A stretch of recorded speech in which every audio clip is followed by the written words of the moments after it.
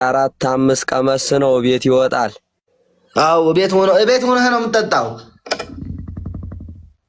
አዎ ቤት የእናታችንን ነው። ጎሽ እሺ ምን እንስማ?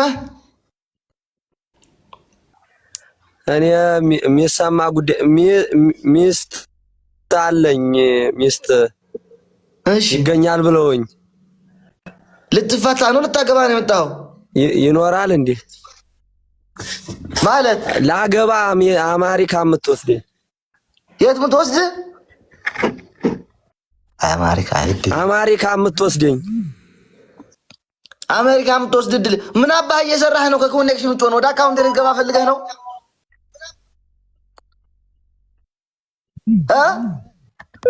ናውጣ አንጥፎ ለማኝ ወረድ ያለ ነው። እስኪ አንድ ወንድም መቻል እዚህ 40 ለፈል ካልሆን